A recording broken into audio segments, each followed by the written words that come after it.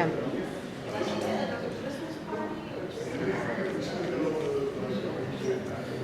That's what it was, yeah.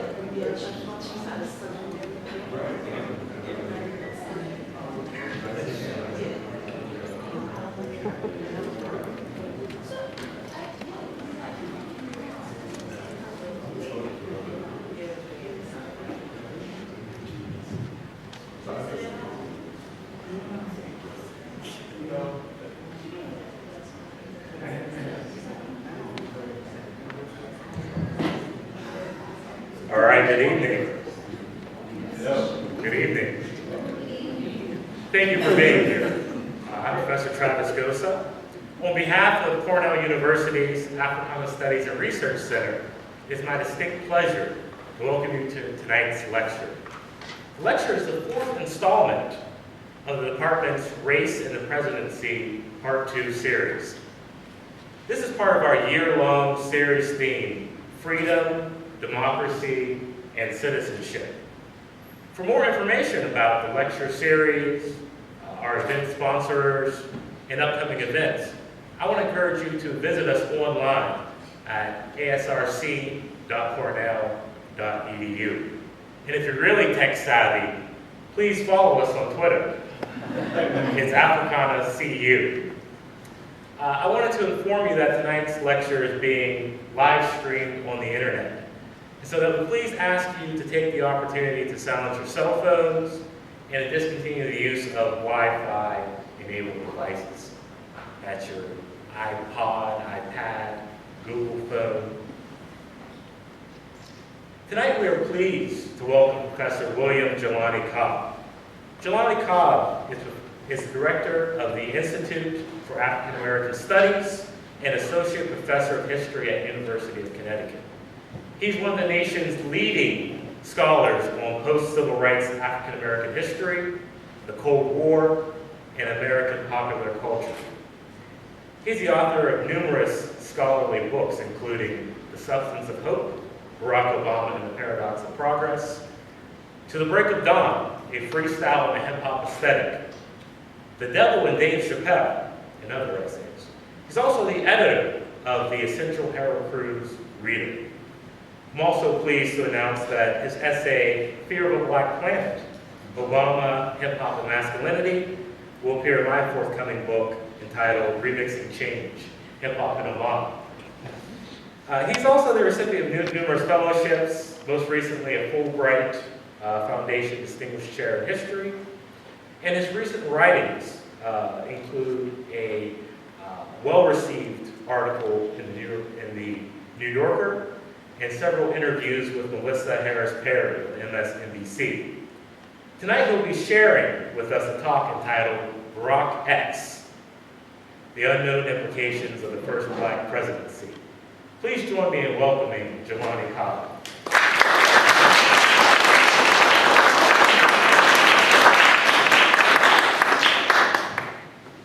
Good evening. How are you all? I'm going to stay up here for a minute, and while we go through this, and then I'm going to come out a little bit, we can interact. Give me 1 second, I need to plug this in. Sorry.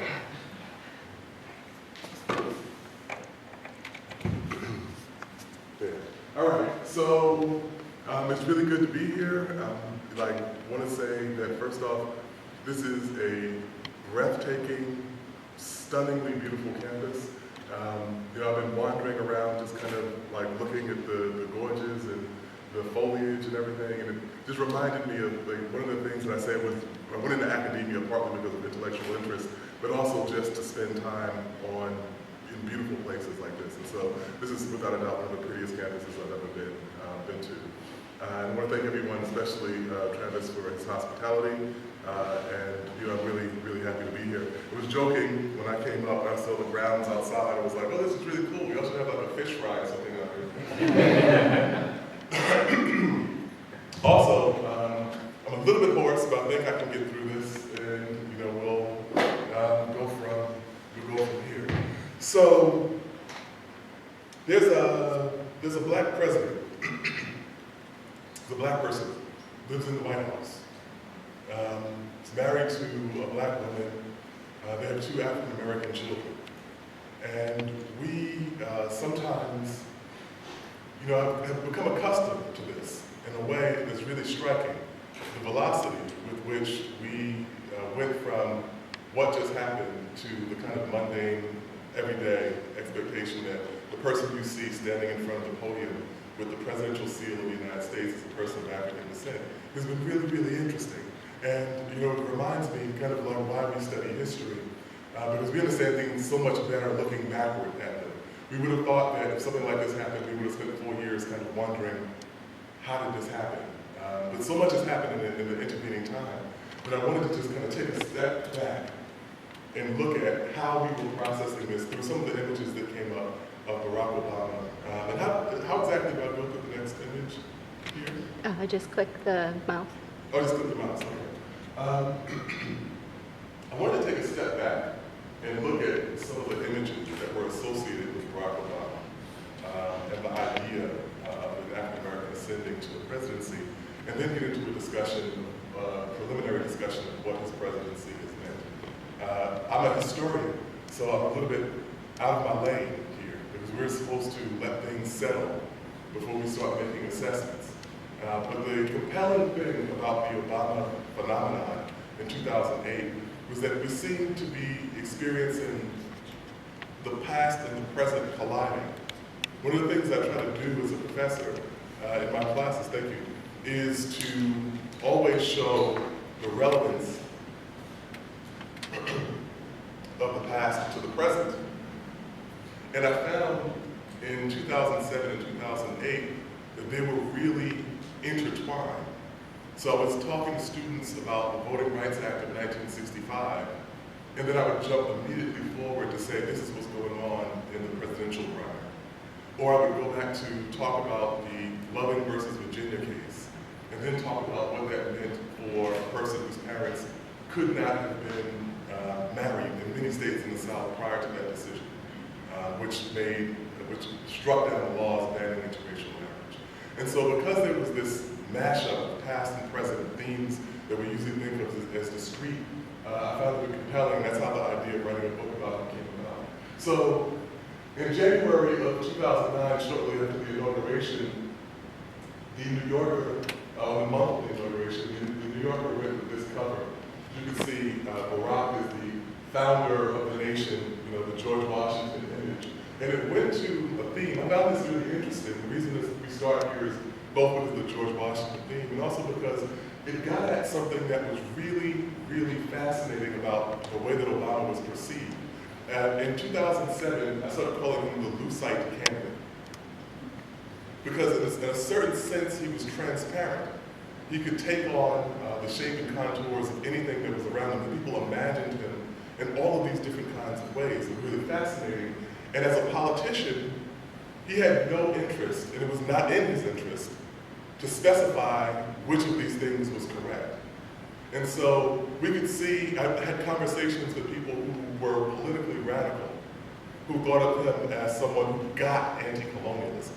It's like, wait, his father is in Kenya, he understands this. Like, he understands the dynamics of colonialism and what capitalism has done and how the African continent has been underdeveloped by capitalism.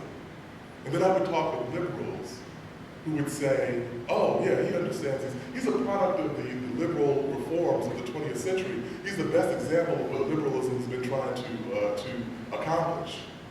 And then for a brief moment even, there were conservatives who were enamored with the idea of this person who seemed to have a real sincere intellectual grasp of the underpinnings of conservative thought, who could take things beyond simply the talking points of we think this, you think that, we're pro-choice, you're pro-life, and so on. We had a real nuanced understanding of it. That evaporated very shortly after the inauguration. But there was this point in which he could be so many things to so many different people. And so we have the George Washington image. Then,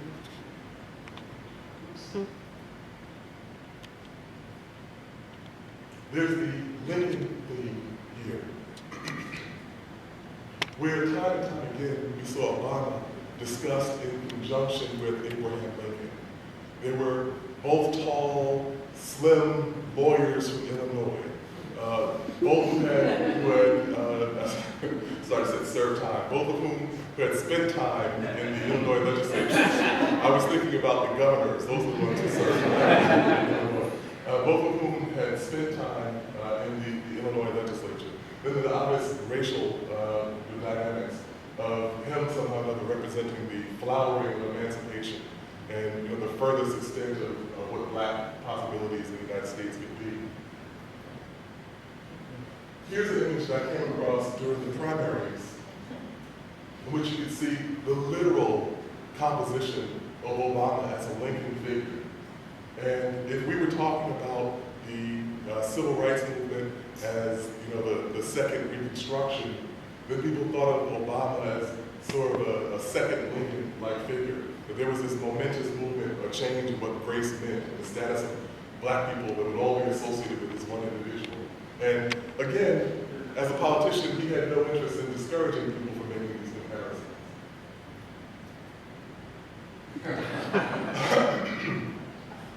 This one, Time magazine, more closely tethered a little bit to the actual social and political realities that he was inheriting. There's the obvious FDR overtones to this, or FDR theme that we have here. And for the president to come into office, having to handle 2 wars and an economy that had all but collapsed, people saw FDR as the obvious comparison. Clearly, the direction in which the Obama administration has governed has not been, to create a new Deal for some very tangible political realities. One is that for the duration of his presidency, Franklin Roosevelt had a Democratic Congress, Democrats controlling both houses of Congress. Barack Obama had a nominally Democratic Congress for the first 2 years. The reason I say that is that many of the Democrats, people didn't know, many of the Democrats who were in office were, in fact, blue dog Democrats who were so close to Republican that it was very difficult for them to really have been thought of as being an electoral majority in some sense. But the New Deal did have one thing in common, which we'll talk about a little bit more now. One thing in common with Franklin Roosevelt, which I think Obama would not wish to have had in common with Roosevelt, which is during the first 4 years of Roosevelt's presidency, the initial portions of the New Deal many of the initial portions of the New Deal were struck down, in fact, by the Supreme Court. And there was this big question of the constitutionality of the reforms that he was trying to make. He was trying to expand the idea of what the responsibility of government was to its citizens and the services that government would provide to its citizens. And so when we were looking at the Affordable Care Act, also known as Obamacare, and its relationship to the Supreme Court, it seemed to be another echo of history that Obama was summoning. Oh, the last thing I'll say about this, which is we talk about this term Obamacare, which it was good to see the president embrace, actually. In the debates, we say he's grown quite fond of the term Obamacare. How many of us here know to associate Medicare or Medicaid with Lyndon B. Johnson? Some of us. Dr. Harris doesn't count because he's a historian. We're supposed to know this, but just to the general public, if somebody says Medicare, Medicaid, we don't think about Lyndon B. Johnson. No matter what happens down the line, 30 years from now, people will know to associate the reforms in the American healthcare system with Barack Obama's presidency. And I think that when we look at things in the short term, we say, oh, Obamacare is a derisive term. Years down the line, I think people will say, oh yeah, I have Obamacare. And so there's this connection. We also saw the kind of obvious connections to Martin Luther King for reasons that we don't really need to explain. It was fascinating to see that of all the heavy-handed symbols, on the night that Obama won, I lived in Atlanta. I teach at the University of Connecticut. I lived in Atlanta. It's a long story.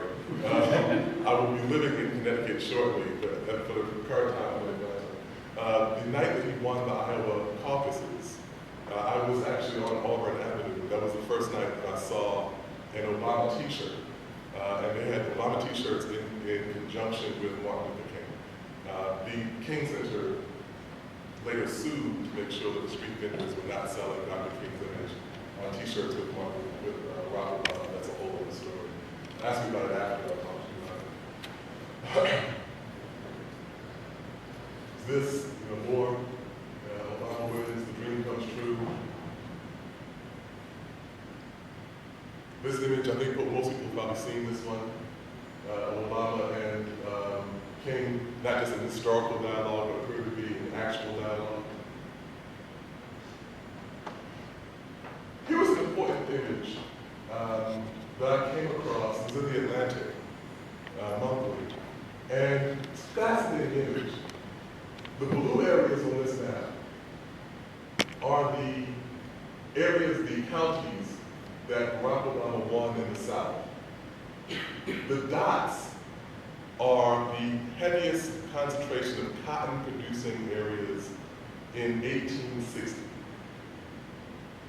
And so what you saw was a very close correlation that black people who had been enslaved and brought to the United States and sold into the Deep South, with the 19th century developments in slavery and pushed into the cotton economy, that no one would ever think that you would literally see the demographic consequences of this a century and a half later as the descendants of those people voted for the first black president. Okay. Another New Yorker one. 2 centuries ago, a band of patriots signed a document in Philadelphia. Now he's bringing it home. And this went to another kind of point about the aspirations for an Obama presidency. This is just after the primaries have concluded, an interminable series of primary election campaigns. And the idea here that they were getting at, if you recall, one of the major themes in Obama's candidacy, one that has not been really a major theme, at least not promoted as such in his presidency, was the idea that the Bush administration had a disrespect for the boundaries of the presidency and a disrespect for the parameters for power prescribed in the Constitution. And Obama built himself as this person who would respect the Constitution when it came to matters like torture or extra legal wiretapping and so on. And so he's built in this kind of way that so many liberals attach themselves to the idea that a former law professor would respect the boundaries of the presidency in a way that the Bush administration had not. Whether or not he's done that is subject to debate. I will say one interesting thing. Arlen Specter, who, as many of us know, died recently, died just last week. Specter wrote an essay, an important essay, in the New York Review of Books the year before Obama was elected. And he said in it that the presidency had expanded beyond its proper boundaries, and that the other branches of government had been complicit in this, and that what he wished to do with his remaining years in politics was to serve as a watchdog to prevent this kind of accrual of power in the hands of the president, in the hands of the executive branch.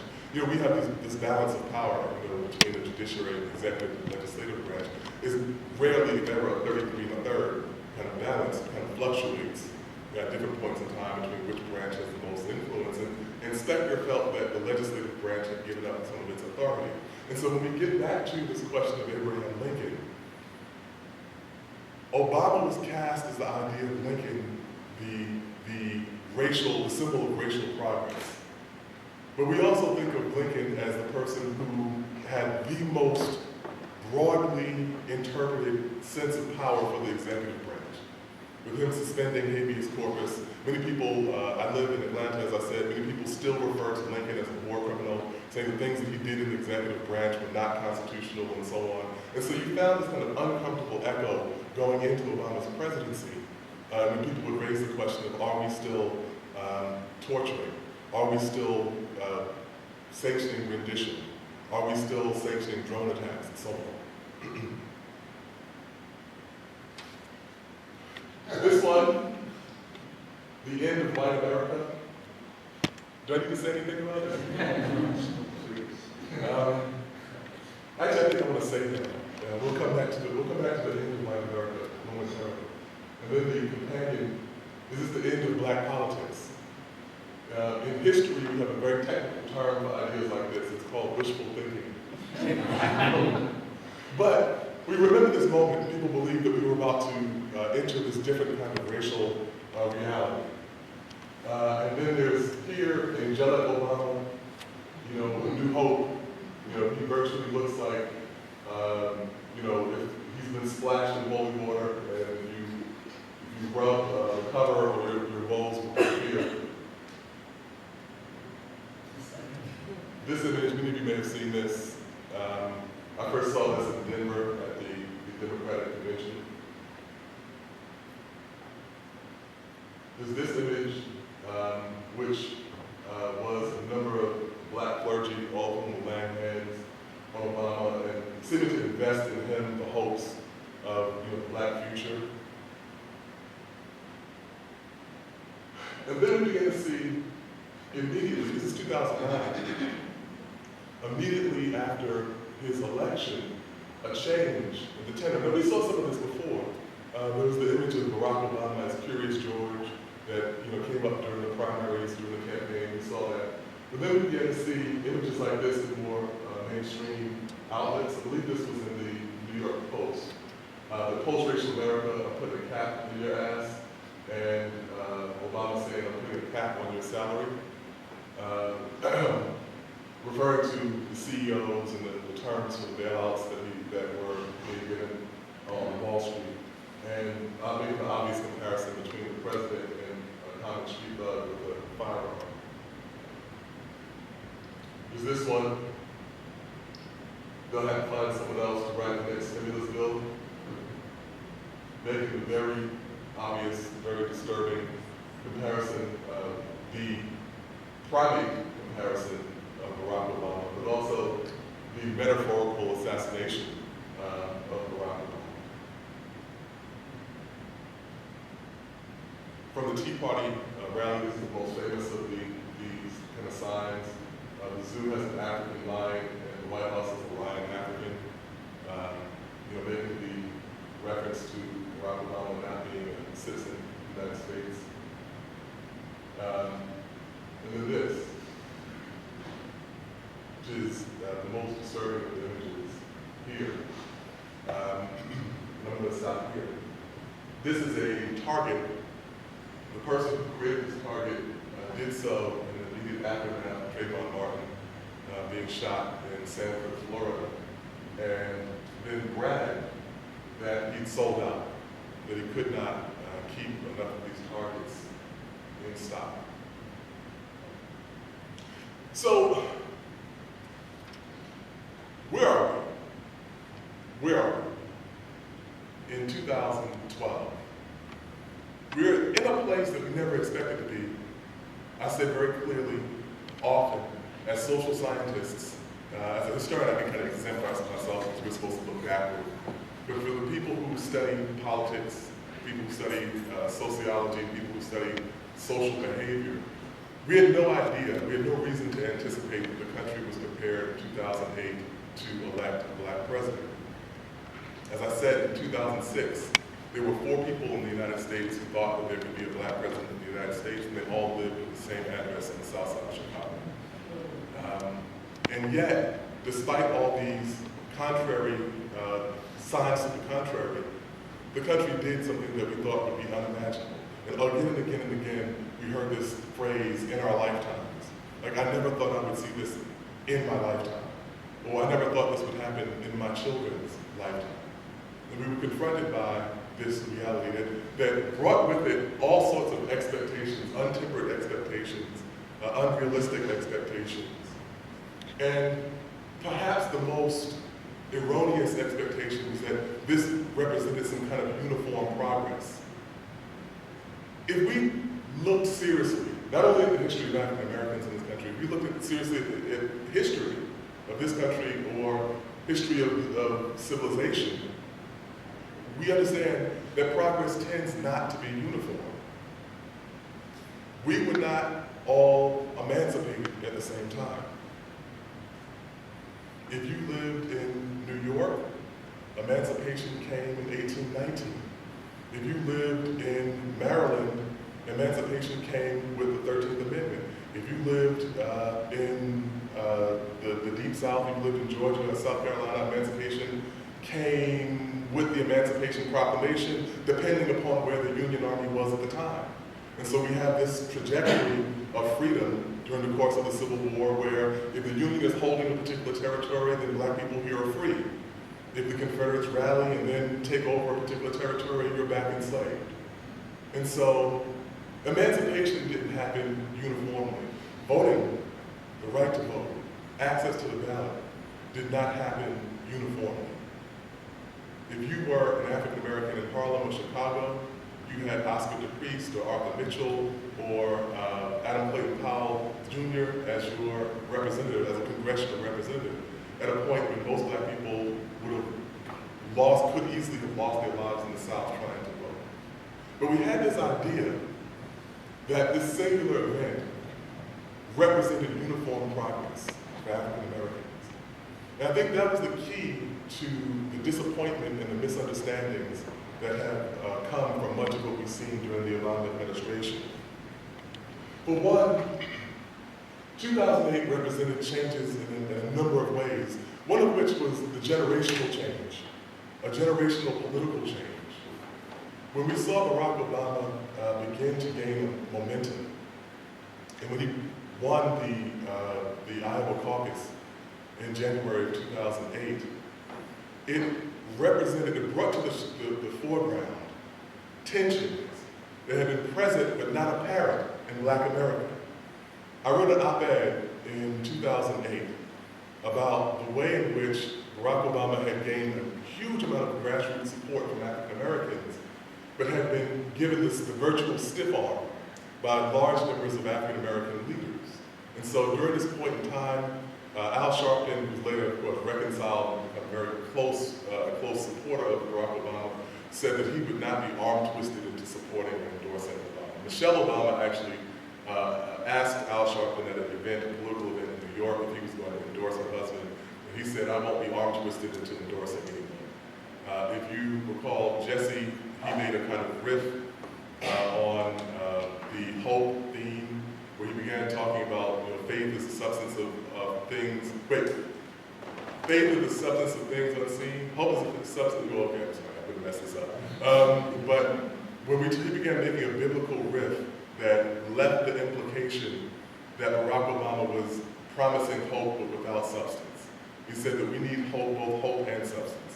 Later, he made a point which was not widely carried in the media, but in South Carolina, prior to his comments, which came in the summer of 2008, long prior to his comments where he said he wanted to castrate Barack Obama, I think people remember that, he made a comment that Obama thinks he's white. And he said this just after Obama won the primary. John Lewis, who was the civil rights stalwart, heroic figure, representative for the 5th Congressional District of Atlanta and Georgia, which happens to be where I live, made a promise to Obama that he was not going to endorse anyone, and then 2 days later endorsed Hillary Clinton over the objections of the overwhelming number of people in his district who voted very, very heavily for Barack Obama. And they began a petition, actually, to highlight the generational ties that were happening here. A petition was created to force John Lewis to vote as a superdelegate in favor of the people, of the person who his constituents wanted to get the Democratic nomination for president. That petition was started by a young woman by the name of Maleka Moses. Maleka Moses' father is someone who you've no doubt heard of if you've studied anything about civil rights history. It's a man by the name of Bob Moses. Bob Moses was the architect of 1964 Freedom Summer movement, an incredible figure in the history of African Americans and civil rights. And literally, his daughter was fighting against another SNCC member to force him to vote in favor of the first African American presidential nominee, or presumptive nominee. And so we saw these dynamics come into the foreground again and again and again. One of the many changes that we were anticipating or seeing at this point in time, Obama's identity brought other tensions to the surface, other questions and ideas to the surface. What is he? How is he classified? He became, all of a sudden, a biracial presidential candidate. He started out as a black presidential candidate, and then momentarily he became a biracial presidential candidate. And so what did race really mean, and who was this person? Obama said very clearly he identifies as a black person. He considers himself African American. And in the midst of this, we saw voters consistently, his supporters consistently referring to him as biracial. To his credit, he said, were I a drug dealer on the south side of Chicago, people would not be making this big of a deal about my white ancestry. But as the first potential black presidential, potentially first president of color, it seemed that people wanted to have a certain stake or a certain investment in him. And for African Americans, this became a kind of complex dance, a dance that's continued to this day. You saw the piece that I put out in the New Yorker. There's a stat that came out that said that 55% of whites view Barack Obama as biracial, and a third view him as black. For African Americans, it's the exact opposite. More than 50% view him as black, and about a quarter view him as biracial, with another caveat in that, which is that black people don't necessarily consider biracial and black to be mutually exclusive. That you can be biracial and black. That Frederick Douglass's white parentage had no effect. If he had said, wait, I think that you all have me confused for a black person, I'm actually biracial. Or Booker T. Washington, in the midst of this long walk that he took to Hampton, to receive his education, and said, really, one of these white people should just pull over and let me get into their carriage because, hey, I'm half one of you. That's not traditionally how race has worked in the United States, but there was some confusion about whether or not Barack Obama could be considered African American. Deborah Dickerson, a political columnist, and Stanley Crouch also wrote columns saying that Obama did not represent the tradition of black people in this country, specifically because his ancestors had not been enslaved in the United States. Because genealogists later found that his ancestors had been enslaved in the United States. It was just the ancestors on his white mother's side. But that dynamic began to raise, and the first person to raise this point was Alan Keyes, who ran against Barack Obama in 2006 for the Senate seat in Illinois. And he said that Barack Obama was not African American, he was not black, and he shouldn't be considered black and so on. And he lost in a deluge. He was wiped out. And so when people began to say that black people didn't consider Obama black, this kind of media line that we saw, is Barack Obama black enough? It was the most ridiculous line that you could imagine because there was no basis for making this argument. It didn't help Alan Keyes, certainly. The idea of what Barack Obama's relationship to race was in this country. And so the other points that we'll kind of go through here. When we talked about what it meant, okay, we've established that this is a black candidate. What exactly does this mean? Last week, Time magazine ran an article, a column, where someone said, are black people voting for Barack Obama because he's black? Then there was an article the week before that in the Associated Press saying are black people voting for Barack Obama because he's black. The latest installment of this happened today when Colin Powell endorsed Barack Obama for the second time. And again, conservatives reacted saying that he's doing this simply because he's black. The reality of it being that African Americans have less race matters less in African American voting behavior than it does for any constituent voting bloc. And so when we saw the kind of sky open up and people talk about post-raciality, like we've all, reached this hallelujah moment, we're beyond race, the country has voted to elect a black president. If we looked at that critically, we'd say that white people had simply done what black people had been doing ever since the 15th Amendment allowed us to vote. They voted for someone who did not share their racial background. No one was running around saying that black people are post-racial, that black people have gotten over race. If we just moved beyond this and said, oh, well, there were only white presidential candidates to vote for in these mostly major party candidacies. Al Sharpton, who ran for president, didn't win a single primary, not even in the District of Columbia, which at that point was about 70% black. Alan Keyes ran for president, did not get the support of African Americans. Lenore Fulani ran for president, did not get the support of African Americans. Douglas Wilder ran for president, did not get notable support from African Americans.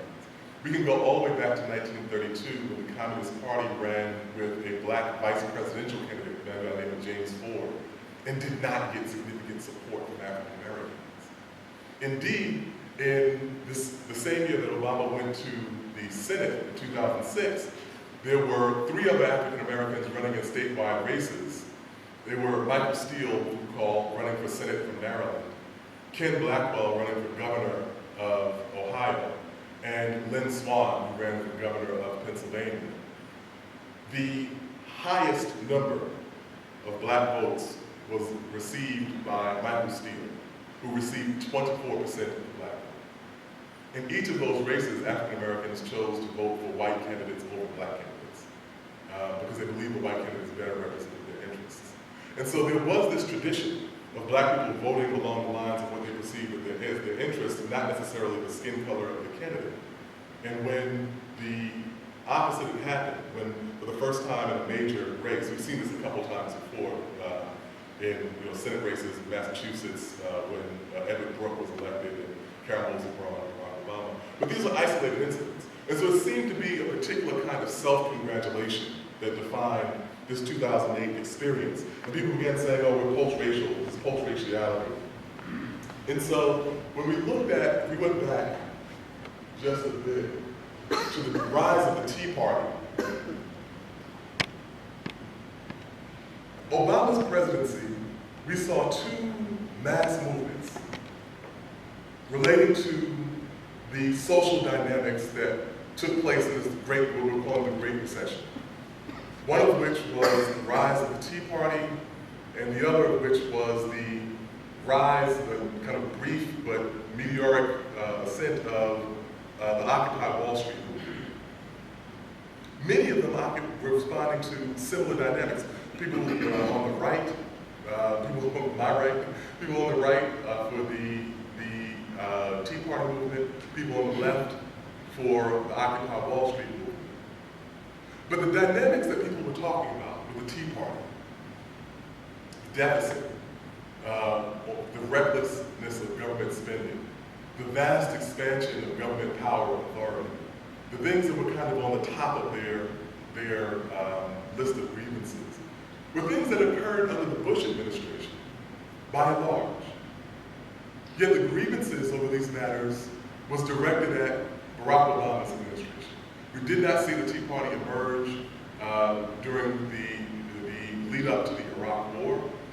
We did not see the Tea Party emerge when the government began wiretapping our phone calls.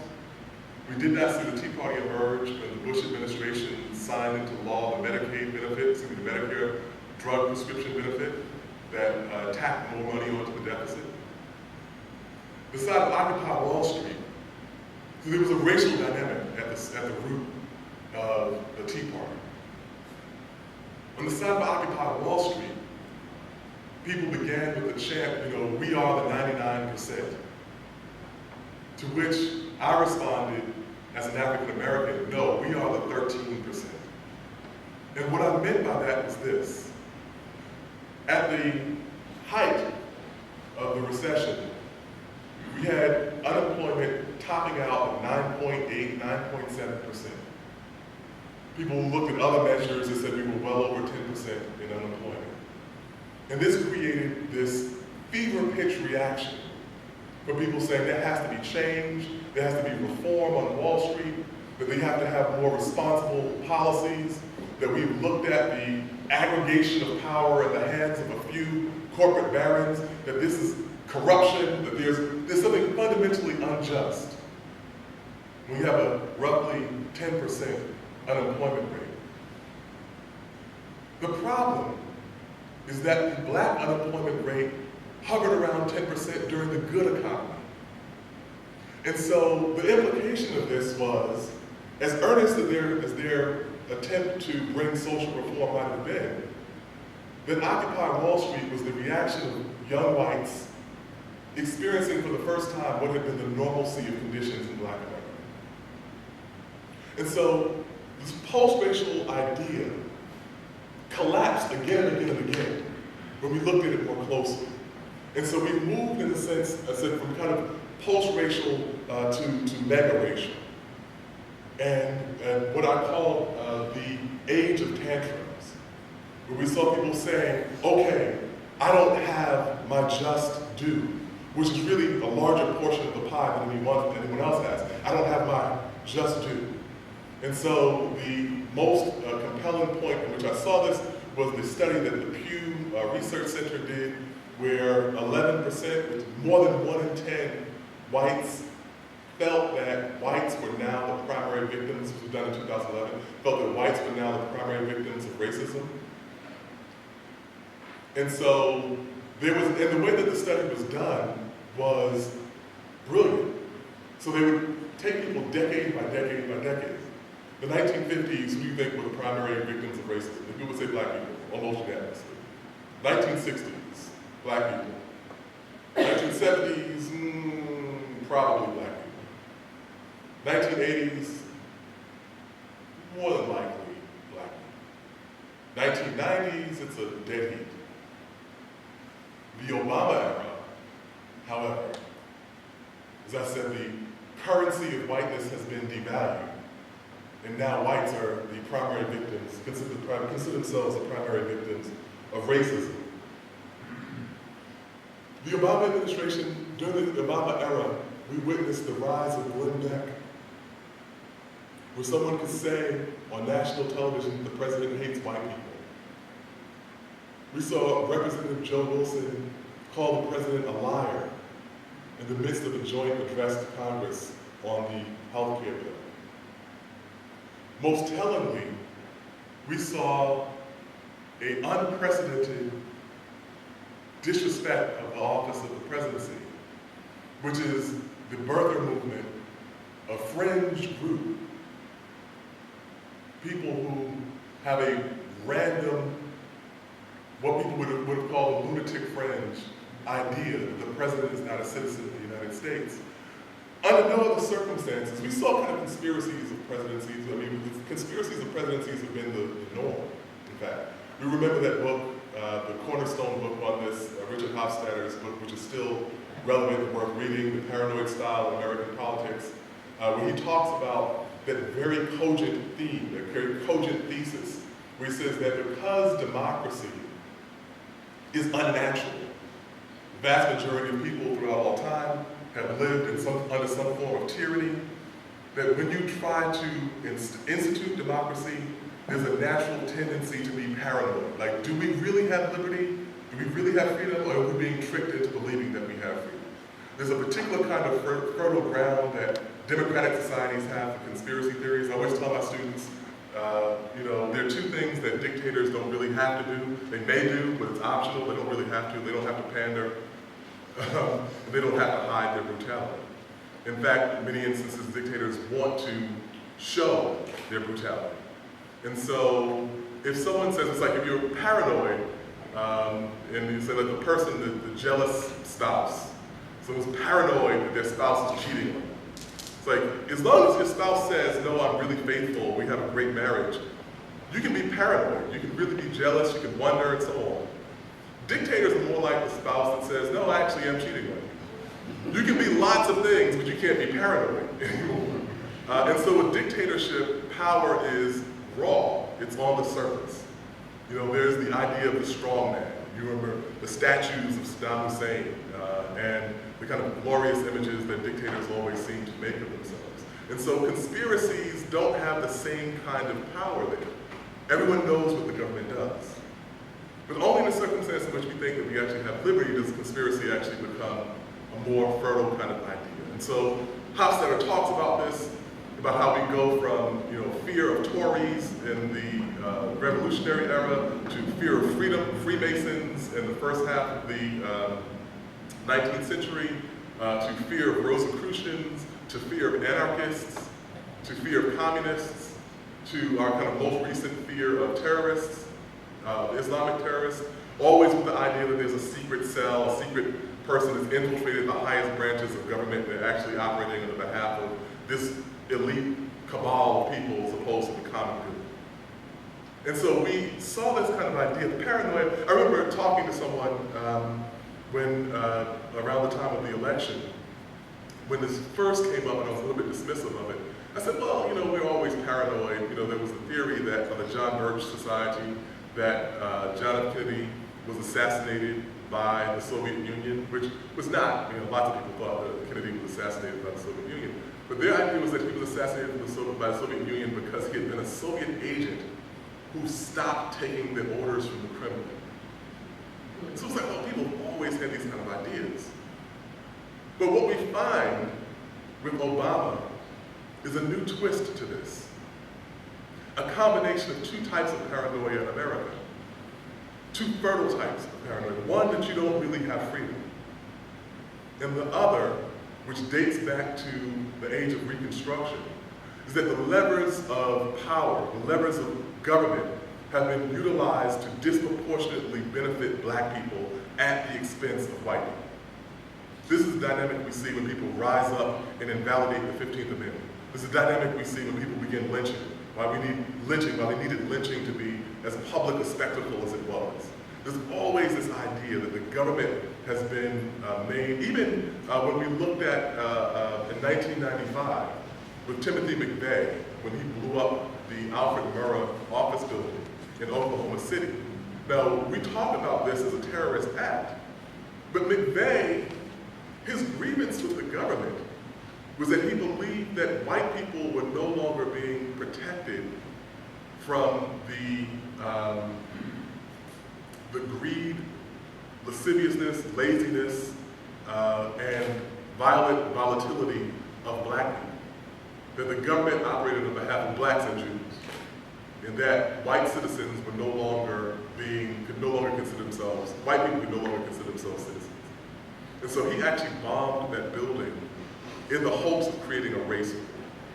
And so with Barack Obama, we saw these two ideas come together. The president is not really a citizen. Not only is he not really a citizen, he is a secret Muslim, possible terrorist who is sidelined as a Marxist as well. It was kind of the worst idea of this. Remember, we talked about him as the Lucite candidate. He could be anything. He could make himself appeal to anyone. He could appear to be lots of different things to lots of different people, which was a benefit during the campaign. During his presidency, it became a liability because people could look at him and see the lens of lots of disparate things. So in 2010, I kind of had a humorous moment with this. In 2010, I taught in the spring semester at Moscow State University. And so there's a young woman who's doing a thesis on American politics, on American conservatism, and she really wants to understand Reagan and so on. And she comes up to me one day, and we're walking, across Boulevard Leninsky, which is kind of a main boulevard named after Lenin in Moscow. So we're walking, and she says, very delicately, professors, is it true? And we said, I have a question. It's like, oh, sure. She says, is it true that in America they call Barack Obama a communist? And I said, yes. And she said, and the conservatives think this. I said, yes, a good number, at least a good number of them. And she's quiet, and she said,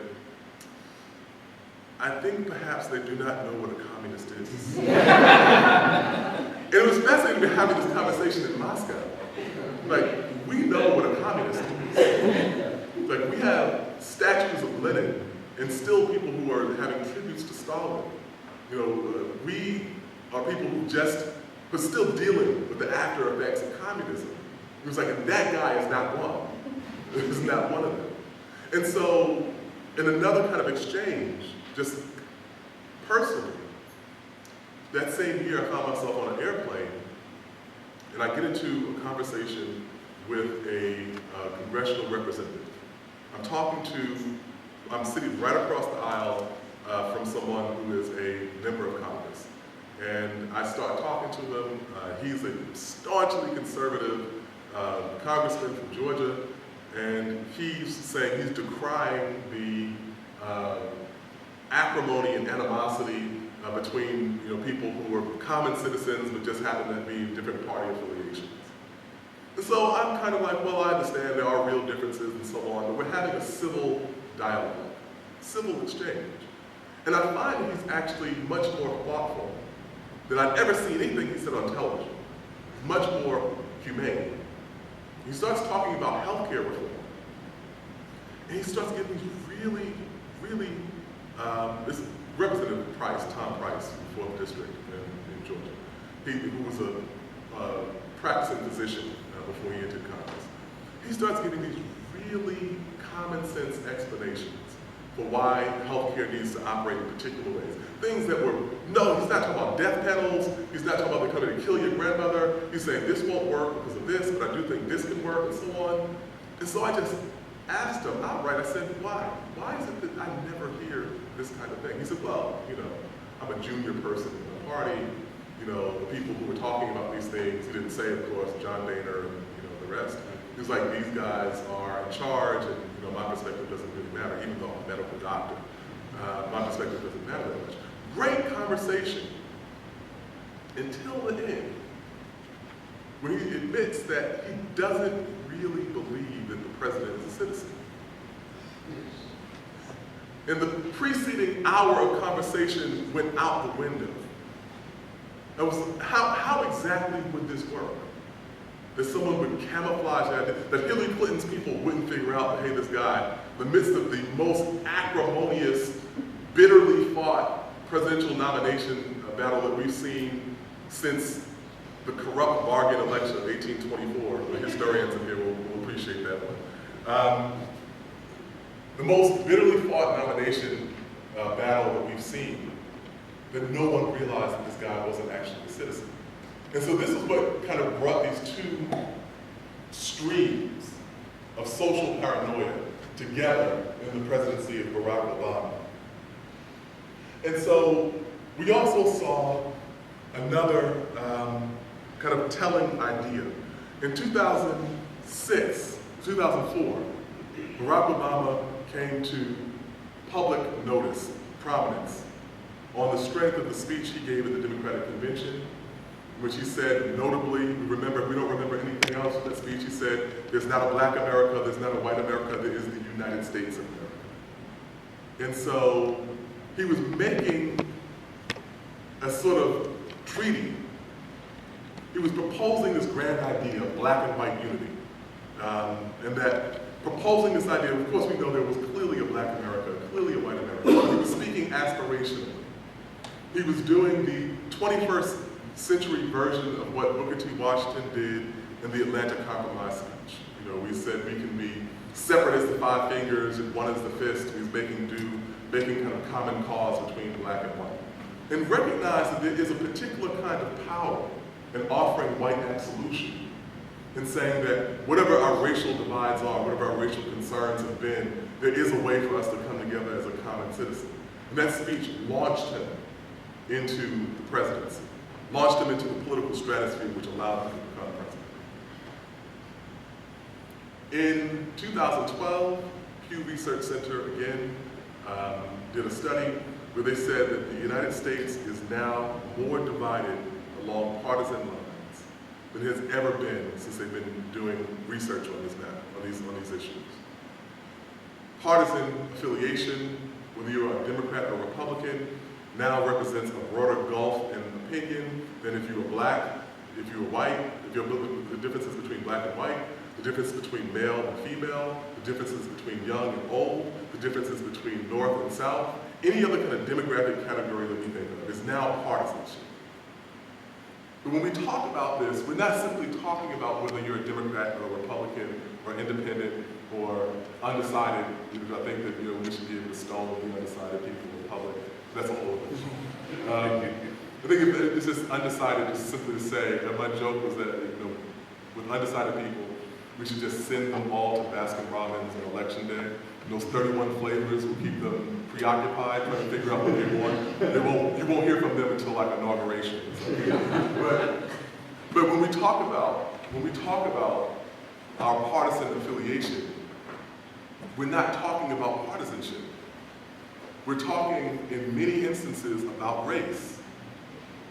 To the extent that the Democratic Party was mostly associated with, or thought to be associated with, African Americans, the Democratic Party now is entirely associated with African Americans, by virtue of the fact that the first black president has been a Democrat. In a way that the two black Republican secretaries of state will have no bearing on how people perceive the Republican Party. And so when we talk about this division, it's come from the person who proposed this kind of unity. And so we saw again that parallel with Martin Luther King. And so when we come back to this image of Trayvon Martin,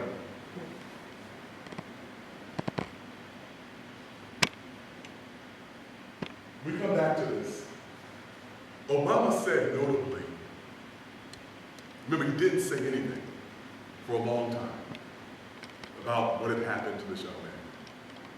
And then with a great deal of public pressure and acrimony and people believing that there might actually be riots in Florida, he stepped up and said what I thought was a perfectly calibrated statement. If I had a son, he'd look like Trayvon. It was perfectly calibrated because if said anything more, would have given the George Zimmerman defense, it would have been a gift. It would have been a birthday, a Christmas card to the George Zimmerman defense. People would say, oh, we can't get a fair jury if we've already been disparaged in the highest bully pulpit in the land. Anything less, and people would have felt that Obama had fallen short of what his African American constituents had hoped for on that day that they voted to elect him. And so he reached the perfect pitch. And then after that, we saw the denunciations. We saw Newt Gingrich accuse him of not caring if the person had been white and not looked like him. We saw people begin to accuse Obama of politicizing, what had happened there. And we began to see the recriminations from that 11% of people who felt that they were somehow or another the primary victims of racism. That kind of voice came to the foreground. And so looking at this now, people have asked what we think will happen in November 6th. I'm a historian. As I say, we get to watch the end of the game and then decide who's going to win. I can't say who will win on November 6th, but I can say this, in observing what we've seen here, that without making any kind of broad speculation, Barack Obama will not receive the number of votes that he would have received had he been a white candidate. That Barack Obama's election, re-election, or failure to be re-elected will not end the racial dynamics that we've seen.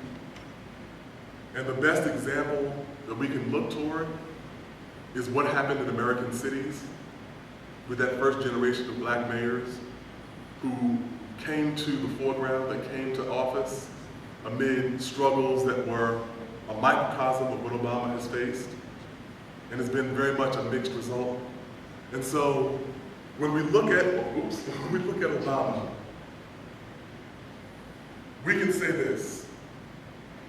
He is part of the narrative that we tell ourselves.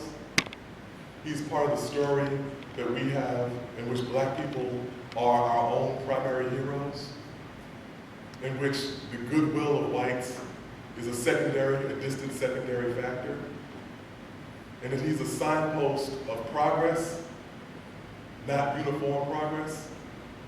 And he reminds us of this idea that if the civil rights movement dictum that we shall overcome is true, simply we shall not overcome all at the same time. Thank you. We can entertain questions.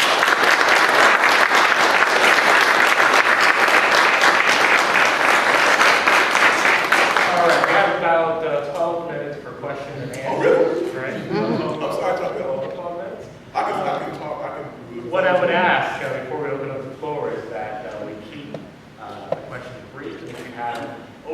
complex questions, that you use the opportunity outside during the reception to ask those questions. And I'll let Professor Cobb call his question. Oh, Dr. Harris. Oh, okay. I wonder if you might comment on Barack Obama, the idea of his biraciality in sort of insulating him from the notion of the angry black male, and that Barack Obama really didn't have any grievance against the United States is something that in some respects, I think, his speech in Philadelphia, when he distinguishes Jeremiah Wright's position and his position, it sort of shows that he's not an angry black male, in part because he doesn't come out or is not seen as coming out of the tradition. That's part. The other is you seem to like the New Yorker covers, but what about the cover with Barack Obama as the Muslim and Michelle Obama as the militant? And Michelle Obama is the one who really has the grievance, the angry, well, it's almost like she's influencing him to be an angry black man. Right. Okay. Well, okay, I'm really glad you asked that. Really glad you asked that. I had a interesting occasion where I was on a panel with David Remnick, who's the editor of the New Yorker. And I sometimes write for the New Yorker.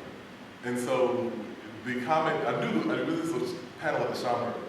So I knew that cover was going to come up. I was just kind of waiting for it to come up. And as soon as it came up, he said that what he said previously, it had been an attempt at satire. And it had fallen flat. But what was interesting to me, I told him this anecdote. When I was in the airport in Atlanta, and people always say that Atlanta is not Georgia. Right? People say, "Oh, I live in Atlanta, not Georgia." Or my joke was that if you drive outside of Atlanta, like you get outside the perimeter of 285, you go 15 minutes past there, and you go to a news stand. The newspapers all have one headline that says "Lee surrenders." Right? And so that's kind of where people are outside Atlanta. So there was a gentleman, a white gentleman and his wife, who were at the airport. Presumably they were from Georgia, not Atlanta. And this is when the cover was on the newsstand. And the guy grabs his wife by the hand, drags her over to the newsstand and says, you see, they get it. And so there's always that idea, that danger, that the ironic statement will be taken as a literal statement. And I think that was where that cover went completely off the rails. It betrayed a particular kind of liberal overestimation of racial progress, that everyone was going to get the joke. And I don't think that it was simply a white liberal overestimation. I think it was the same kind of overestimation that Dave Chappelle made, the comedian Dave Chappelle made, when he was talking about how he was making racial humor and then realized that there were white people who thought it was literal, and so there are those kinds of, I think there are always those kinds of dynamics. As for Barack Obama, people say that he, because of his background, his ancestry, he didn't have a particular grievance.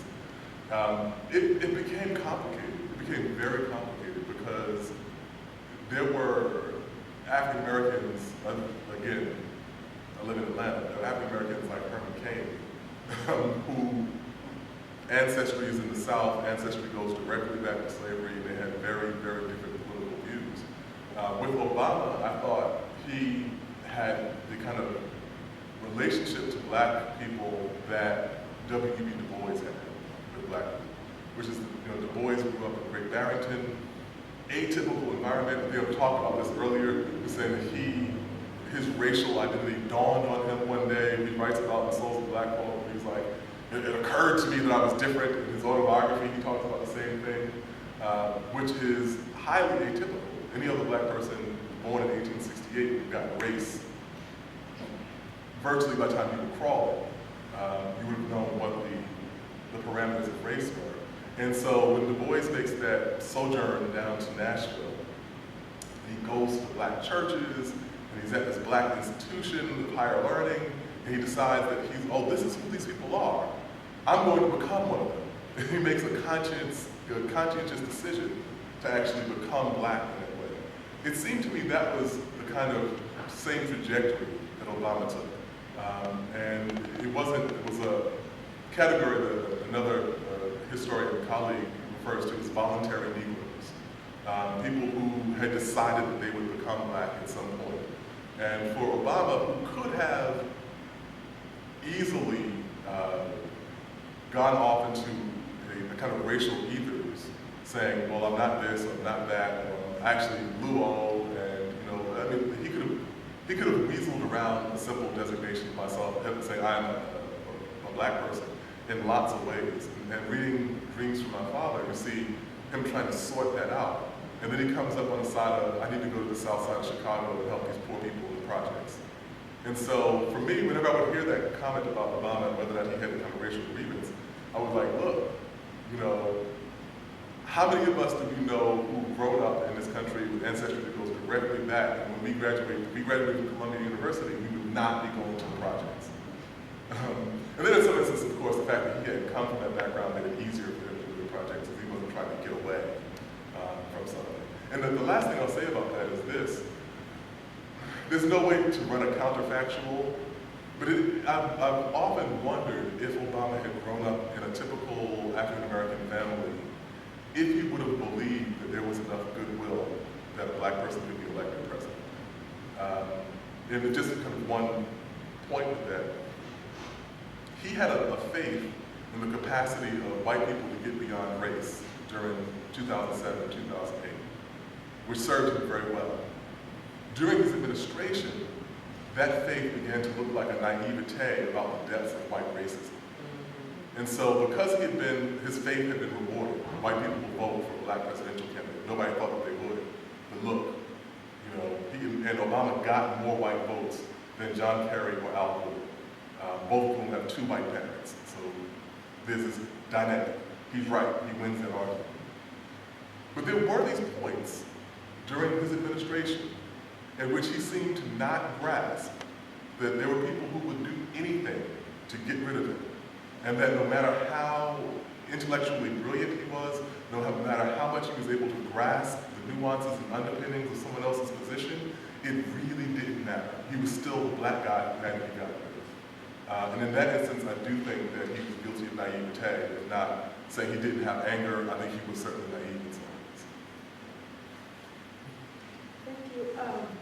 Well, there are some who skip the law and take him back to ancient Egypt. His big ears must have come from the pharaohs. So to make him likable. But my question, since you mentioned this experience in Moscow, is the international dimension. Last time round, there were those who were arguing, and very serious-minded politicians abroad, saying that the whole planet should vote this time because the American president is the president of the world. But the occasion to vote for someone like Obama was something that we should take seriously. But then recently I was discussing with someone from Sweden who was saying that Obama has done enough damage in terms of the drone and all that, that there is lost love from across the globe. I was trying to argue that many people from outside make a little more effort to make a difference between the president, his own beliefs, his own ideas, and the presidency and what it forces you to do. In a recent BBC survey, 20 out of 21 countries surveyed still largely vote for Obama. So if you could bring the French here, we would guarantee that Obama will win. So what I would like you to articulate is really this, the articulation of the president, the presidency at a specific moment, and America as a world power. Right. And the global context. Right. I think that's a really good question. There are two themes. One is the historic significance of race in American foreign relations. which is important. There's the time and time again that people view black people as exceptions to American foreign policy. We see that in Vietnam, where not always, but in notable instances, where Northern Vietnamese soldiers would capture black Americans and then release them, as opposed to their white counterparts. Or they would, one of my colleagues told me, was a Vietnam veteran, told me about being captured, being around people who could have captured him, who told him instead, like, you should be back in America fighting the people who killed Martin Luther King. And so there were these kind of exceptions. In the takeover of the U.S. Embassy in Tehran in 1979, the African Americans who were actually working in that embassy were released. In 1984, when Jesse Jackson went to Syria to get the pilot, Robert Goodman, Jesse Jackson and Farrakhan went to get the pilot, African-American pilot who had been shot down and captured. He was released largely because they were saying, we're African-Americans, we're really exceptions to what America does. We've been victimized by America as much as your people have. We're the only people in America who understand American imperialism. And so there was that kind of theme. With the ascent of, even before Obama, with the ascent of Condoleezza Rice and Colin Powell, the black people came to face the public face of American foreign policy in a way that was very complicated. And I experienced this directly because I was in Cairo not long after Obama had given that speech there. And I asked a cab driver, which I always try to talk to cab drivers, I asked the cab driver what he thought of the speech. And he said, to your comment, he said, well, we thought that Obama was coming here because he thought he was going to be the next pharaoh of Egypt. Very derisive and dismissive. People were not impressed. They saw him as simply a brown face on American imperialism. When I was in Moscow, I encountered the question again and again and again, which people would ask, is he really in charge? It's like, seriously, is that guy really in charge? And at first, I thought to take offense to it, but then I realized this was during the Medvedev era, and it was like they had a president who wasn't really in charge. So it's like if you have a president who's really not in charge, you might look across the sea and say, that guy's not in charge either. And so I think that Obama has complicated those things in those ways. Beyond that, the last thing I'll say is that in Kenya, around the time of the nomination, I had probably one of the most educational experiences that I've had in my life, which is that I sat in a park in Nairobi, and there's a gathering that they have, I think, every Thursday in this park in Nairobi, called the People's Parliament. And it's a group of people who actually, they follow parliamentary procedure, they stand around and debate what the proper policy is, what the government should be doing, and so on. And these are serious political analysts. These are regular people, but they're coming there with references and verbal footnotes and everything else. And so there was a gentleman who was talking about all the things that Obama would do. And he wanted to get better agricultural trade relations between Kenya and the United States. He thought Obama would do this. And the person who stood up to your question about the president and the presidency, the person who stood up to argue against him said, the president is simply a representative of American interests. Like, whatever the most powerful interests are is where he will go. And he said, the United States gives subsidies to its agricultural industry, and they have no intention of changing that to give a fair shake to Kenyan farmers, regardless of where the president is from. And he went to other places and said that Obama's not a Kenyan, he doesn't speak Luo, he doesn't speak Kikuyu, or any of the indigenous languages there. But the core of his point was that the presidency represents a particular set of powerful American interests, and the cultural affinities or the references or the epidermal affiliations really don't mean that much. And so I think in that instance, there is this big distinction between maybe what people saw when they saw a black person previously in relation to American foreign policy and what they see now. So for better or yet, better or worse, we're in many instances considered Americans. You mentioned that in 2006, Michelle and their two daughters the Iraq president. But then, about it then, he did all those within a month that it would be a black president. And then Martin Luther King felt that there would be a black president. I'm sorry, did Martin Luther King feel the what? Feel there would be a black president before it actually happened, for 40 years. Lots of people have made statements like that. As a matter of fact, the Senator Jacob Javits from New York wrote an essay in Esquire, which was reprinted. He actually said in 2008 the United States will elect a black president. He said that in like 1972, something like that. Well, I'm not saying people hadn't said it, but in that point, it's kind of like casting, a message in a bottle. In terms of the actual electoral reality on the ground, well, there was no indicator that this country was going to behave that way. We looked at the people who had won statewide races in the 20th century. We had 5. We had 3 senators and 2 governors, and a handful of other people who won lieutenant governor races. And so to believe that it was very, very difficult. And we saw even with Tom Bradley, when he ran for governor of California, where all the polls said that he was going to win, and then he miraculously, his lead vanished and he lost.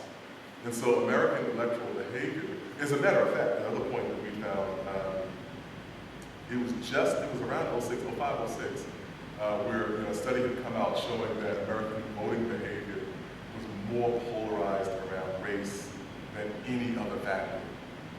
That people now say partisanship, but at that point people were simply voting along racial lines in very, very stark terms. And so what happened, we don't understand what happened. The people who were living at the time, we didn't know what was going to happen. Living in the immediate aftermath, we don't know why it happened. And we don't know, we can kind of grasp at straws and say the opposition to the Iraq War, the increasing prominence of black people in political positions, Secretary of State made people more comfortable with black people in executive authority positions. Some people even said the idea of white, atonement or getting, moving past any kind of idea of guilt was responsible for it. I don't think any of those explanations is adequate. It's like lots of people feel bad about racism, but they don't necessarily want to give somebody the nuclear codes in order to get over it. And so I don't think that we really know. We're being very honest. I don't think we can say right now. Good, any students?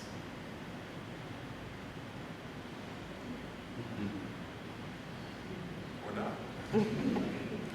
And so if there isn't any more questions directly here on the floor, I would please help me thank Professor Jelani Cobb.